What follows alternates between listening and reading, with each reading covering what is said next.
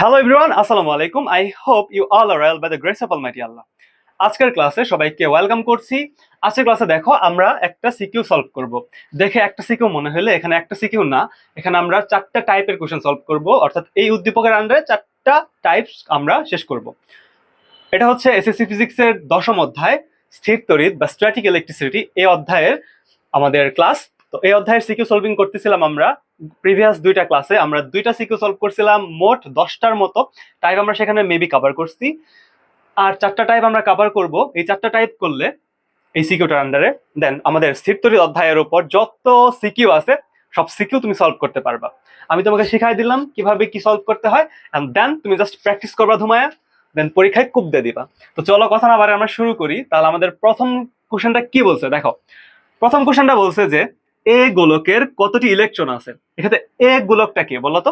এখানে এ গোলকটা হচ্ছে এইটা, বি গোলকটা হচ্ছে এইটা, এটার ব্যাসার্ধ 3 সেন্টিমিটার, এটার ব্যাসার্ধ 4 সেন্টিমিটার, এদের মধ্যবর্তী দূরত্ব 4 মিটার, আর এটার চার্জ হচ্ছে -10 কুলম্ব, এটা হচ্ছে +31 কুলম্ব। এখন বলছে যে আমাদের এ গোলকের কতটি ইলেকট্রন আছে। আমরা এ গোলকের কতটি ইলেকট্রন আছে বের করার আগে আমরা ইলেকট্রনের চার্জটাকে সবাই জানি কিনা বলতো? 9.1 সামথিং কিছু একটা আছে না, যে আমার নিজে আচ্ছা -1.6 10⁻⁻19 কুলম্ব। তো ইলেকট্রনের চার্জ কি বলো? ইলেকট্রনের চার্জ হচ্ছে -1.6 × 10⁻⁻19 কুলম্ব।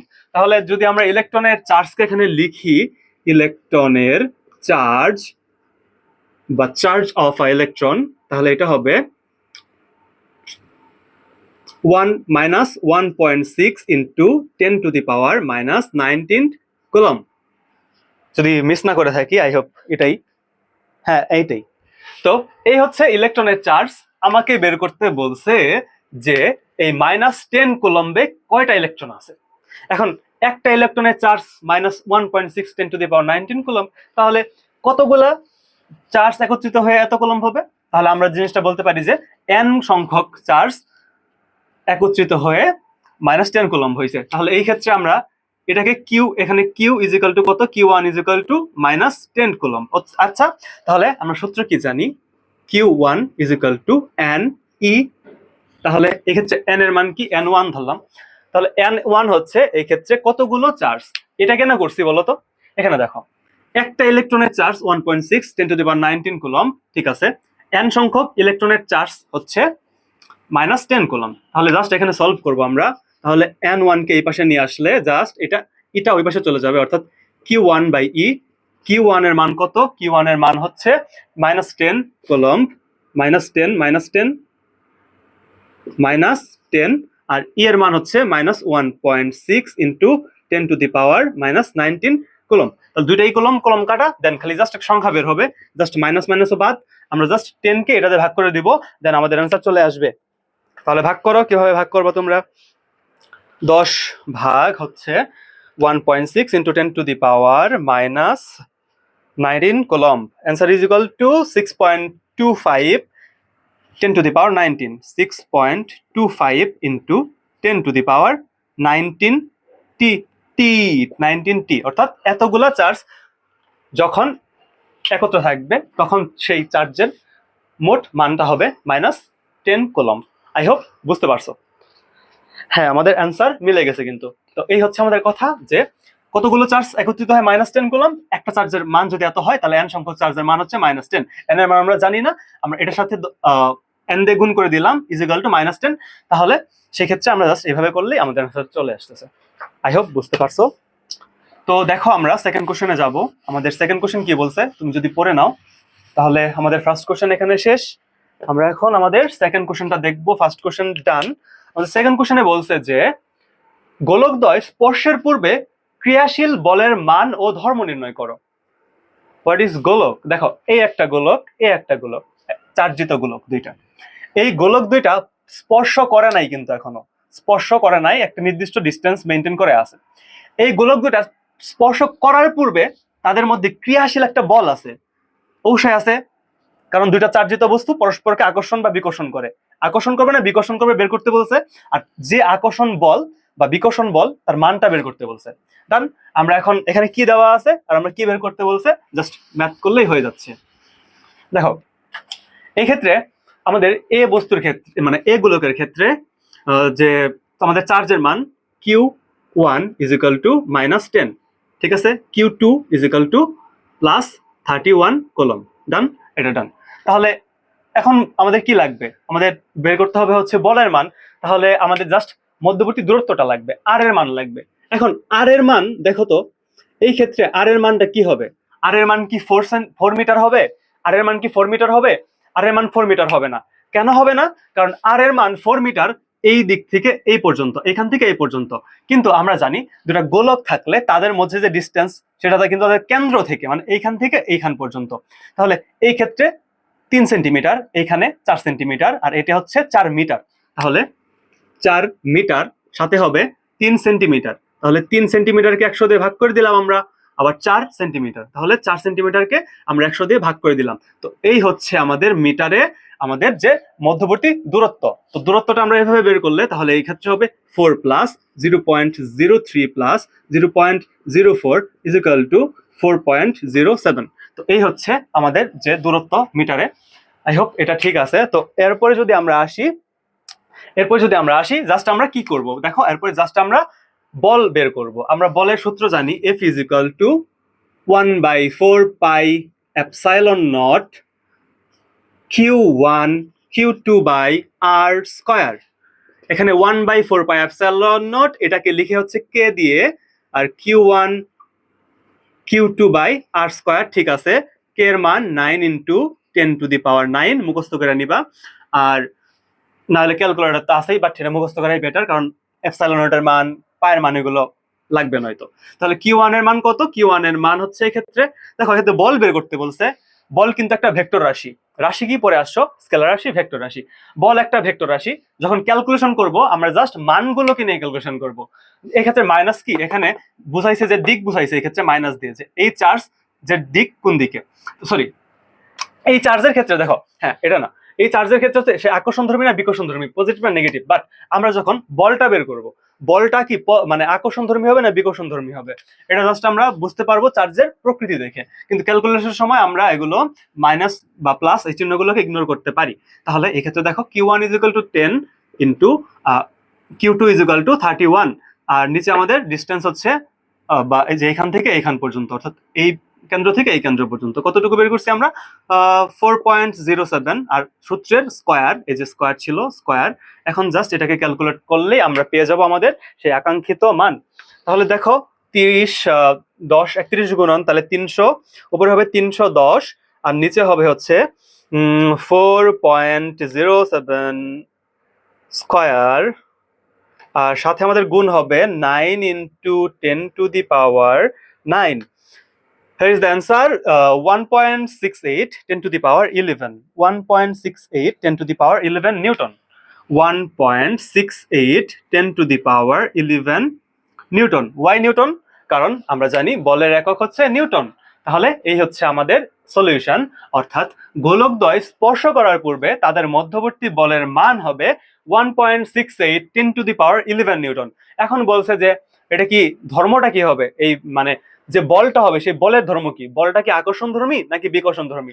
দেখো তো এখানে চার্জ কোনটা কোনটা আছে। এটা আছে নেগেটিভ চার্জ, এটা হচ্ছে positive charge. You know that যে একটা পজিটিভ একটা নেগেটিভকে অলওয়েজ আকর্ষণ করে, সেটা তুমি চার্জের ক্ষেত্রে বলো বা মানুষের ক্ষেত্রে বলো। একটা ছেলে আর একটা মেয়ে যেমন তাদের মধ্যে একটা আকর্ষণ বল থাকে, স্যার আকর্ষণ বল না মানে এরা মনের আকর্ষণ, সেরকম হচ্ছে যে একটা চার্জ বিপরীতধর্মী চার্জ পরস্পরকে আকর্ষণ করে। যেহেতু দুইটা বিপরীতধর্মী তাহলে আমাদের এই বলটা হবে আকর্ষণধর্মী। কেন আকর্ষণধর্মী? দুইটা চার্জ পরস্পর বিপরীতধর্মী, আর বিপরীতধর্মী চার্জ পরস্পরকে নিজের দিকে আকর্ষণ করে। তাহলে এই হচ্ছে আমাদের অ্যান্সার। আমরা বলবো যে আমাদের বলের মান 1.68 10⁻11 নিউটন এবং বলটা হচ্ছে আকর্ষণধর্মী বল। I hope clear. আমাদের সেকেন্ড কোশ্চেন ডান। দেন আমরা যাবো এখন 3 নম্বর কোশ্চেনে। 3 নম্বর কোশ্চেন কি বলছে দেখো, 3 নম্বর কোশ্চেন বলছে যে গোলকদ্বয় স্পর্শের পর কিভাবে বন্টিত হবে, মানে আধান কিভাবে বন্টিত হবে। ডান। আর 4 নম্বর বলছে যে রেখে দিলে এদের মধ্যে কি পরিবর্তন হবে। ডান। আচ্ছা, আমাদেরকে ফার্স্ট এখন কি করতে হবে যে দেখো কোশ্চেন বলছে যে গোলকদ্বয় স্পর্শের পর আধান কিভাবে বন্টিত হবে। ধরো যে এই দুইটা চার্জ ছিল, এখানে একটা চার্জ আছে, এখানে একটা চার্জ আছে, এই দুইটা তো ডিফারেন্ট চার্জ, একটা -10 একটা +31। এই চার্জ দুটাকে আমরা একসাথে স্পর্শ করাবো। স্পর্শ করানোর পর কি হবে, দুইটা নিউট্রালাইজ হয়ে যাবে। মানে এই চার্জটার যে চার্জ ছিল, এটা যার চার্জ ছিল, দুটার কিন্তু চার্জের একটা আদান প্রদানের মাধ্যমে দুটা নিউট্রাল হয়ে যাবে। এখন ঠিক কি পরিমাণ চার্জ দুইজনের মধ্যে থাকবে সেটা আমাদেরকে বের করতে বলছে। এটা ডিপেন্ড করবে এটার আকৃতির উপর, অনেক কিছুর উপর ডিপেন্ড করে আমরা এটা বের করবো। এখন কিভাবে বের করবো বলো। দেখো এই দুইটা চার্জ স্পর্শ করার পূর্বে এই দুইটার চার্জের যে যোগফলটা আছে, অর্থাৎ এখানে আছে -10 কুলম, এখানে আছে +31 কুলম। স্পর্শ করার পূর্বে এই দুইটার যোগফল যা হবে, চার্জের যোগফল, স্পর্শ করার পর হয়তো এটা x1 হবে, এটা x2 হবে, আমরা জানি না কি হবে। তাহলে এই দুইটা চার্জের যোগফল স্পর্শ করার আগে যা, স্পর্শ করার পরও কিন্তু যোগফলটা সেম, হয়তো চার্জটা ডিফারেন্ট হবে, বাট তাদের মধ্যকার যে চার্জ, দুটার যোগফল, এটা কি চেঞ্জ হবে? চেঞ্জ হবে না। কেন হবে না? কারণ এখানে তো চার্জ কোনো জায়গায় যায় নাই, এই দুটা বস্তুর মধ্যেই আছে, হয়তো একটা থেকে আরেকটাই গেছে, বাট যোগফল যখন হিসাব করব তখন কিন্তু দুইটা চার্জই মানে যোগফল সমানই হবে, আগেও যা ছিল স্পর্শ করার পরেও তা থাকবে। তাহলে আগে ছিল আমরা কি দিয়ে প্রকাশ করছি, Q1। তাহলে এই ক্ষেত্রে কি লেখা যায় দেখো তো, এই ক্ষেত্রে লেখা যায় ইজ ইকুয়াল টু যে Q1 plus Q2 is equal two capital Q1 plus capital Q2। বলো এক্ষেত্রে Q1 প্লাস Q2 হচ্ছে স্পর্শ করার পূর্বে মোট চার্জ, স্পর্শ করার পূর্বে মোট চার্জ হচ্ছে Q1 প্লাস Q2, আর এটা হচ্ছে স্পর্শ করার পর মোট চার্জ। আমি শর্টকাটে লিখে দিচ্ছি, এক্সামের খাতায় তুমি নিজের মতো বড় করে গুছায় লিখবা যে দুইটা চার্জের যোগফল স্পর্শ করার পূর্বে ছিল Q1 plus Q2 is equal two -10 plus 31। তাহলে যোগ করলে হবে হবে +21, এদিকে থাকবে। আচ্ছা আমি করে দিচ্ছি। তো তুমি কোশ্চেনে লিখবা কি যে স্পর্শ করার পূর্বে চার্জ দ্বয়ের যোগফল, দেন Q1 প্লাস Q2, দুটার মান বসা একটা মান বের করবা, দেন লিখবা স্পর্শ করার পূর্বে, স্পর্শ করার পর তাদের যোগফল Q1 capital Q1 plus capital Q2, কিন্তু তাদের যোগফলটা সেম হবে, বিকজ এক্ষেত্রে দুইটা বস্তুর মধ্যে চার্জের আদান প্রদান ঘটছে, বাট এক্ষেত্রে চার্জ কোনো জায়গায় সরে যায় নাই। তাহলে এই ক্ষেত্রে Q1 এর মান আমরা জানি -10, আর এটার মান হচ্ছে +31 is equal two Q1 plus Q2। এই ক্ষেত্রে যদি দেখো তাহলে -10 plus 31 is equal two 21 is equal two Q1 plus Q2। এখন যদি আমরা লিখি Q1 ইজ ইকুয়াল টু, এটাকে জাস্ট এই সাইডে চলে আসবে, তাহলে 21 মাইনাস Q2, জাস্ট Q2 কে এই পাশে নিয়ে আসলাম, অর্থাৎ 21 মাইনাস Q2। ডান। আমরা এইটুকু আমাদের দরকার হবে সামনে, তো এইটুকু আমরা দরকার হবে, তাহলে এটা আমরা লিখে রাখবো এখানে Q1 is equal two 21 minus Q2। ডান ডান ডান। আচ্ছা তাহলে এই ক্ষেত্রে এইটুকু আমরা মুছাই দিই, দেন আমরা নেক্সট স্টেপে যাই যে নেক্সট স্টেপ কি করা যায়। দেখো নেক্সট স্টেপে কি করা যায়, বলছে যে আমাদের কিন্তু স্পর্শ করা শেষ, স্পর্শ করা শেষ, তাহলে স্পর্শ করা শেষ করে আমরা দুই জায়গায় নিয়ে নিছি। এখন আমাদের একটা ইকুয়েশন আসছে যে একটা হবে Q1, একটা হবে Q2। তো Q1টা হবে 20 থেকে Q2 বাদ দিলে যতটুকু সেটা হবে Q1, সমস্যা নেই, ঠিক আছে। একটা হচ্ছে Q2 আর একটা হচ্ছে Q1, আর Q1টা কি 21 মাইনাস Q2। ডান। এখন আমরা বের করবো আসলে মান কিভাবে। দেখো এই ক্ষেত্রে যখন আমরা দুটো চার্জকে স্পর্শ করার পর আলাদা করে ফেললাম, দেন এই ক্ষেত্রে ওদের কি ভোল্টেজ থাকবে না একটা, ওদের কিন্তু একটা ভোল্টেজ থাকবে বা বিভব থাকবে, ওর একটা বিভব থাকবে, ওর একটা বিভব থাকবে। বিভবের সূত্র কি জানো? বিভবের সূত্র হচ্ছে v is equal to k into q by r, k into q by r. দেখো বিভবের সূত্র আমরা কি জানি, v is equal to k into q by r. এই ক্ষেত্রে কিউটা কি হবে, এই যে ব্যাসার্ধ, আরটা কি হবে, কিউটা হবে এই যে নতুন যে চার্জটা হবে সেটা কিউ, আর এই ক্ষেত্রে আরটা হবে এই যে ব্যাসার্ধ। আমাদের নতুন চার্জ Q1টা কি হবে, Q1টা হচ্ছে যে এই যে ক্যাপিটাল Q1 হবে। আচ্ছা আমরা এটা যদি দেখি, অর্থাৎ V1 সমান কি হবে, বুঝতেছো না? আচ্ছা পানি খাই আমি একটু, না আমার মনে হচ্ছে যে তোমরা এটা বুঝতেছো না, আই হোপ বুঝতেছো না, আমি একটু বুঝাই। হ্যাঁ, ধরো যে এ একটা গোলক, চার্জিত গোলক, এ একটা গোলক, দুইটা আমরা স্পর্শ করাবো। তো স্পর্শ করানোর আগে এটার চার্জ ছিল -10 কুলম, এটার চার্জ ছিল +31 কুলম, আমরা স্পর্শ করাই ফেলছি। স্পর্শ করানোর পর এটার চার্জ হয়েছে Q1 ক্যাপিটাল Q1, এটার চার্জ হয়েছে ক্যাপিটাল Q2।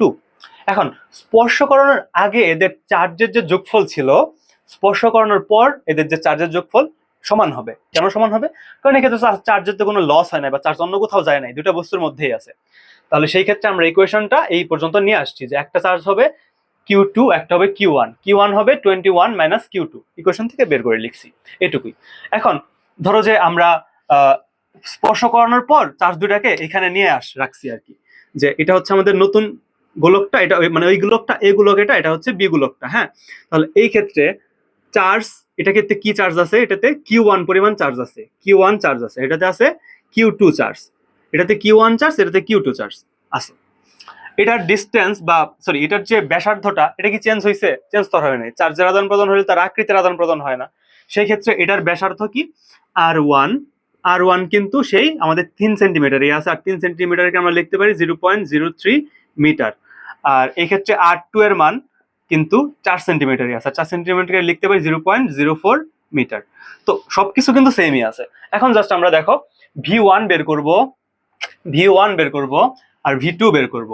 আর V1 আর V2 কিন্তু সমান হবে, কারণ দুইটা চার্জ কিন্তু ধরো যে স্পর্শ করার পর অর যে বিভব আর অর যে বিভব দুটা ইকুয়াল হবে।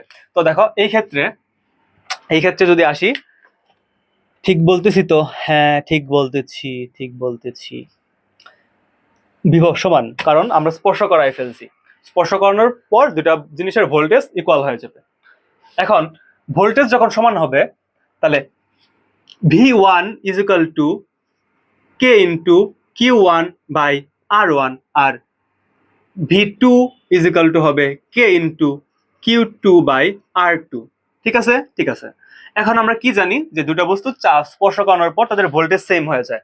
ধরো যে ডিফারেন্ট ভোল্টেজের দুটো ব্যাটারি যখন একসাথে করে দিবা, দেখবা যে দুটো ব্যাটারির ভোল্টেজ সমান হয়ে গেছে। তো চার্জের ক্ষেত্রে ঠিক এরকম, যে একসাথে করার পর তাদের মধ্যে চার্জের আদান প্রদান হয়, তাদের ভোল্টেজটা সেম হয়ে গেছে।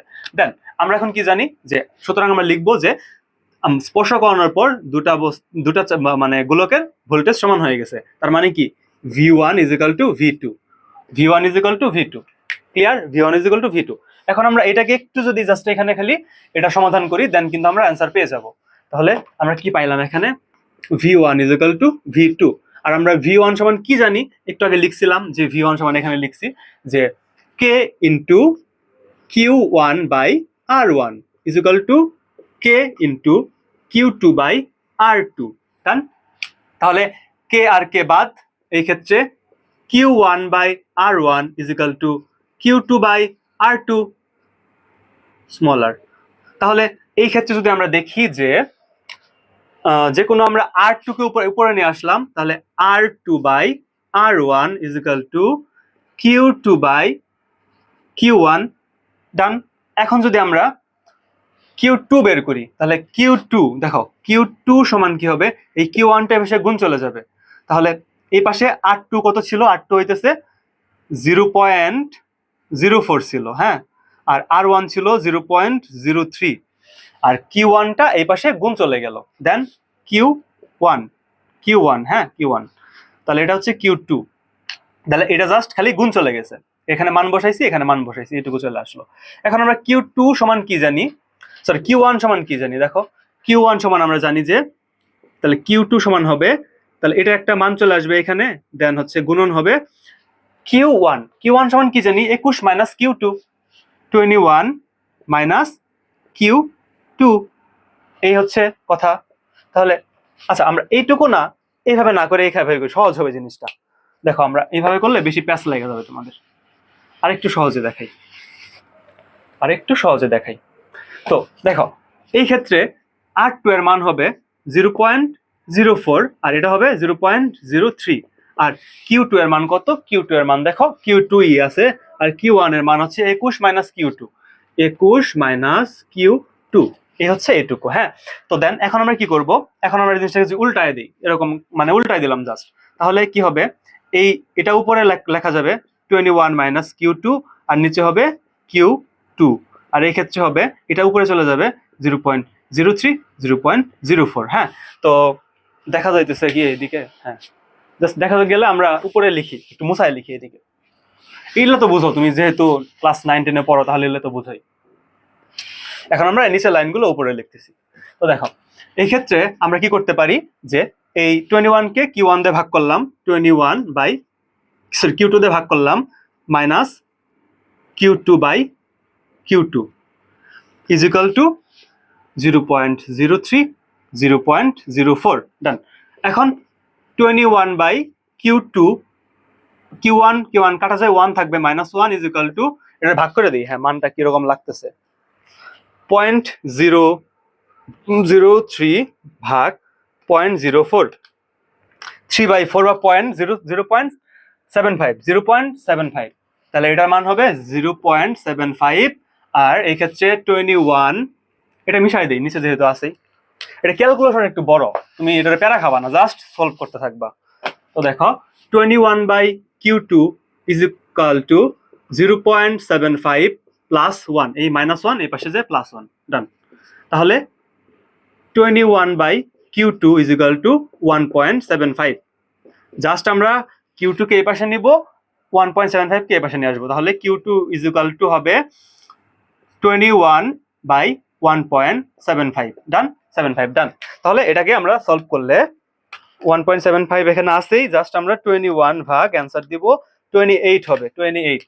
তাহলে এটা হবে 28 কি 28 কলম। তাহলে Q2 ইজ ইকুয়াল টু 28 কলম। আর Q2 ইজ ইকুয়াল টু আমরা মান পাইলাম এখানে কি, Q2 ইজ ইকুয়াল টু আমরা মান পাইছি হচ্ছে 21 কলম। তাহলে Q1 এর মান কত হবে, Q1 এর মান হবে এটার ক্ষেত্রে এখানে 28 কলম, তাহলে 28 হবে। তো এই ক্ষেত্রে মান হবে 21 থেকে 28 গেলে থাকবে হচ্ছে 7, -7, তাহলে Q1 হচ্ছে -7 আর Q2 হচ্ছে 28। আই হোপ ঠিক আছে, ভুল করি আছি কোথাও, সলভিং এ ভুল করছি কোথাও, 15 কই থেকে আসলো। আচ্ছা, আমি মেবি এখানে কোন একটা মিস্টেক করছি, আমরা জিনিসটা আবার একটু করি। হ্যাঁ, আমি ভিডিওটা কাটা দিব নি, কই মিস্টেক করলাম আল্লাহ জানে, কই কই কই মিস্টেক করিয়াছি কোথায়, বলো বলো, মিস্টেক করেছি কোথায়? গোলকদ্বয় স্পর্শ করার পর আমরা এইটুকু গেছিলাম, তোমরা মিশাও না, মানে তোমরা একটু দেখো জিনিসটা। তো আমরা একটা পাইছিলাম যে Q1 সমান 21 মাইনাস Q2, আরেকটা পাইছিলাম Q2। আমরা বিভব কি জানছিলাম যে, তাহলে এই ক্ষেত্রে কোন পর্যন্ত ছিলাম আমরা, যে বিভব হচ্ছে আর কিউ বাই আর, তাহলে Q1 by R1 is equal to Q2 by R2। Okay, এই ক্ষেত্রে আমরা আর এর মান জানি কত, 0.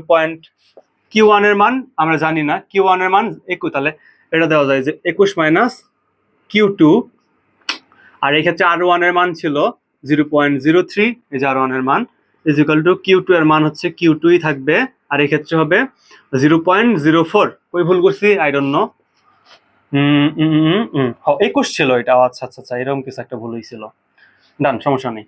21 minus Q2 by Q2 is equal to, উপরে হবে 0.03, 0.04। হ্যাঁ, তো এই দিকে দেখো 21 বাই, মার্কার চেঞ্জ করি, মার্কার কালি কমে গেছে।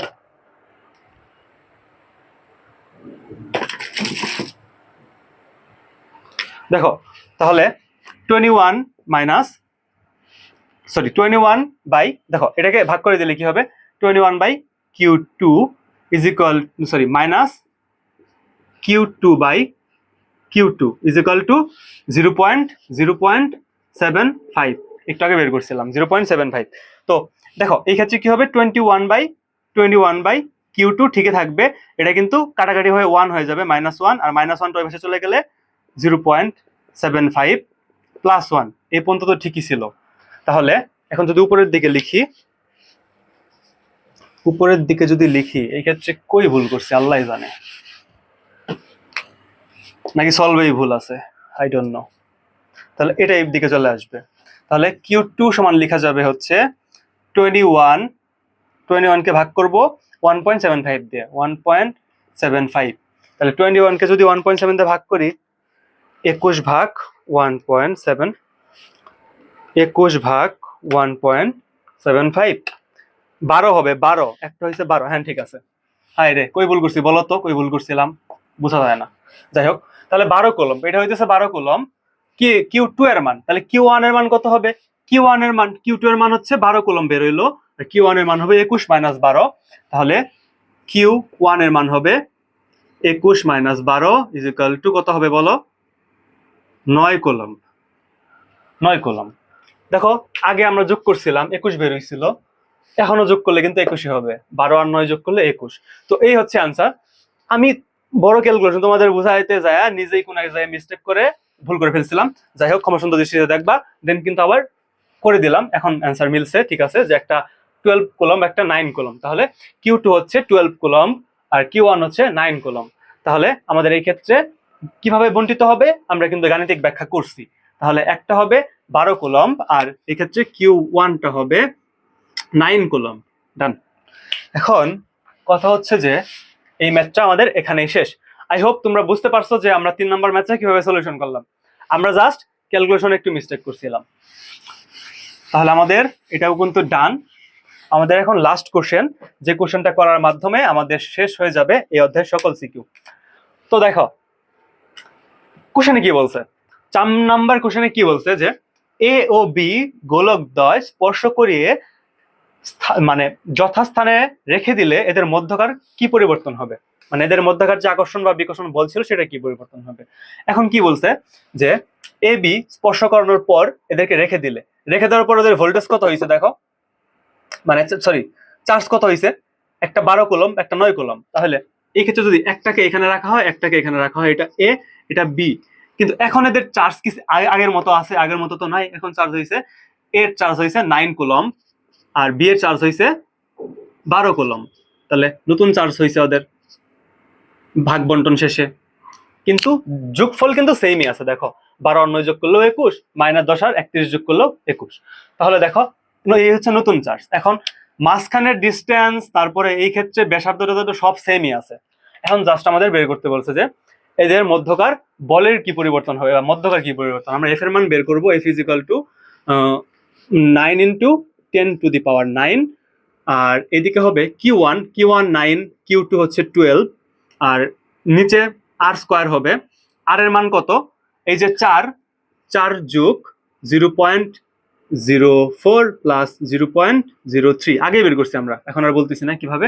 সম্পূর্ণ হবে 0.07, মানে 4.07, 4.07 ডান, হোল স্কোয়ার। এটাকে ক্যালকুলেট করো, দেন পাওয়া যাবে হচ্ছে এটার মান। তো ক্যালকুলেট করলে এদিকে দেখো 9 গুণন 12 108 ভাগ হচ্ছে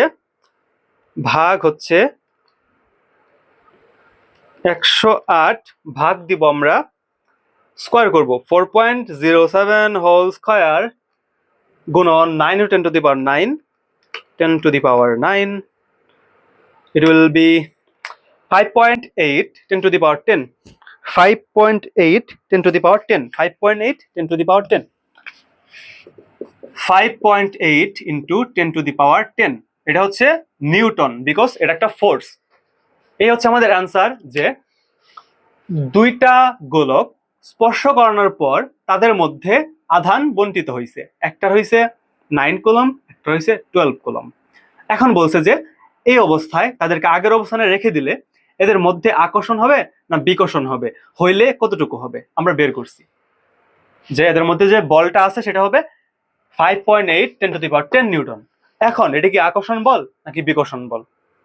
তাকাও ওইদিকে তাকাও, এটাও পজিটিভ এটাও পজিটিভ, দুইটা পজিটিভ পজিটিভ কি কখনো আকর্ষণ করে? করে না। দুইটা পজিটিভ চার্জ পরস্পরকে বিকর্ষণ করে, তাহলে এটা হবে বিকর্ষণ ধর্মী, বিকর্ষণ করবে, বিকর্ষণ। তো এই ছিল আজকের কথাবার্তা। আমরা এই সিকিউ আই হোপ ক্লিয়ার বুঝতে পারছো। তো স্থির তড়িতের এখন আমরা বলতেই পারি যে স্থির তড়িৎ থেকে যে কোনো টাইপের যে কোনো ভাবে কোশ্চেন দিক তুমি কিন্তু সলভ করতে পারবা। তার জন্য কি করতে হবে? এই ক্লাসগুলো কমপ্লিট করতে হবে, যে ম্যাথগুলো দিছে এগুলো খাতায় নোট করতে হবে এবং বেশি বেশি করে প্র্যাকটিস করতে হবে, নতুন কোশ্চেন অ্যাপ্রোচ করতে হবে, টেস্ট পেপার বলো, গাইড বলো, যেখান থেকে বলো, সাজেশন বলো, বেশি বেশি সলভ করতে হবে, এক্সাম দিতে হবে। দেন কিন্তু এই অধ্যায় থেকে যে সিকিউ তোমাকে দিক তুমি সলভ করতে পারবা। আই হোপ ভিডিওগুলো সবার উপকারে আসবে। তো আমাদের স্থির তড়িৎ অধ্যায়ের সিকিউ এর সাজেশন ক্লাস বলো, টাইপ ওয়াইজ ক্লাস বলো, বেসিক যে টাইপগুলো আছে তা বলো, সবকিছুই কিন্তু কাভার।